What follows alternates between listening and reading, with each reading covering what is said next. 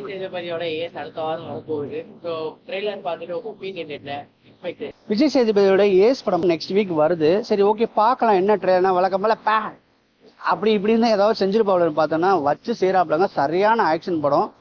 ஆனால் படத்தோட ஸ்டோரிலாம் பார்த்தோன்னா ஏற்கனவே வந்த கதைகள் மாதிரி தான் இருக்குது. ஆனாலும் வந்து விஜய் சேதுபதி ரொம்ப நாளைக்கு அப்புறம் வந்து பார்த்தீங்கன்னா ஒரு ஆக்ஷன் ஹீரோவாக உருவெடுக்கிறாரு நினைக்க முடியும். நம்ம பார்த்தீங்கன்னா விஜய் சேதுபதி படம்னாவே ஒரு சின்ன சின்ன டிஃப்ரென்ஸாக இருக்கும். நம்ம வந்து துக்ளக் தர்பார் நம்ம எடுத்துக்கலாம், மேரி கிறிஸ்மஸ் எடுத்துக்கலாம், மகாராஜாலாம் எடுத்துக்கிட்டீங்கன்னா பயங்கரமான ஃபுல்லி வந்து கேரக்டர் வைஸில் வந்து வாழ்ந்துருப்பாங்க. ஸோ அப்படிப்பட்ட விஜய் சேதுபதி வந்து நம்ம இந்த படத்தில் பார்த்தீங்கன்னா சரியான ஒரு ஆக்ஷன் ஹீரோவாக நம்ம பார்க்கும்போது ஒரு டிஃப்ரெண்டாக இருந்துச்சு. இந்த படம் வந்து பார்த்தீங்கன்னா விஜய் சேதுபதி கேரியரில் வந்து ரொம்ப அவருக்கே டவுட்ஃபுல்லான படமாக தான் இருக்குன்னா அவருக்கு வருமா வராதாங்கிறத.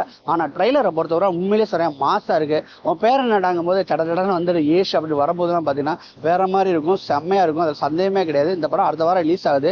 என்ன பொறுத்தவரை இந்த ட்ரெய்லர் எப்படி இருந்துச்சுன்னா ஜூங்கா அந்த மாதிரி ஒரு ஆக்ஷன் படம் ஒரு 4-5 படம் பண்ணாப்ல அந்த படத்துடைய ஒரு இது மாதிரி இருக்கு. ஆனா நிறைய பொருட்செலவு போட்டு நல்லாவே எடுத்திருக்காங்க. இந்த எதுக்கு கேட்டனா அவர் இந்திக்கு போகலான்னு ஆசைப்பட்டாருன்னு நினைக்கிறேன். அழகா வந்து ரீமேக் பண்ணி இந்திக்கு கொண்டு போகலாம். அந்த அளவுக்கு வந்து ஒரு கேங்ஸ்டர் மூவி, ஒரு என்ன சொல்றது, இந்த படமா தான் இருக்குன்னு நான் நம்புறேன். அதனால இந்த படம் நல்லா இருக்கும். இந்த கதைகளை வந்து ஒன்னும் இல்ல, ஒரு சின்ன மேட்டர் தான் வச்சுட்டு என்ன செய்யறோம் ஃபுல் அண்ட் ஃபுல் ஆக்ஷன்ல சொல்லியிருப்பாங்க தான் நான் நினைக்கிறேன். ஓகே சரி, இப்போ படத்தோட அந்த ட்ரெய்லர் கிளைமேக்ஸ்ல சிவகார்த்திகேயன் உங்களுக்கே தெரியும், சிவகார்த்திகேயன் விஜய் சேதுபதிக்கும் நல்லா போட்டி இருக்கும், நல்ல ஒரு ஃபேன் பேஸ் இருக்கும்.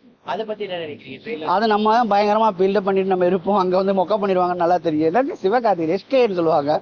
யாரு கேட்டா எஸ்கே சிவகார்த்திகேயனா அப்படிங்கிறது. ஸோ இதெல்லாம் வந்து பார்க்கும்போது ஒரு அந்த இடத்துல ஒரு சின்ன சின்ன.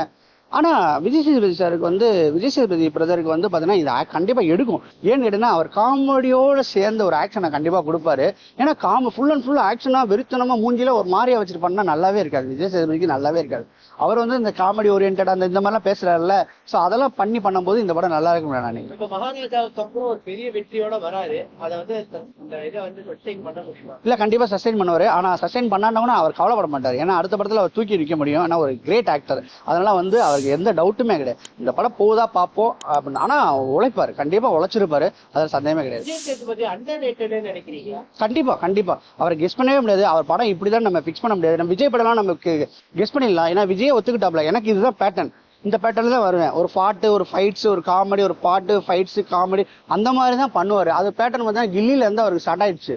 கில்லில இருந்து அவர் ஒரு ஏறுமுகம் அடிச்சிச்சு. அதுல இருந்தே பாத்தீங்கன்னா அவரோட படங்கள்லாம் வந்து பறக்கும்.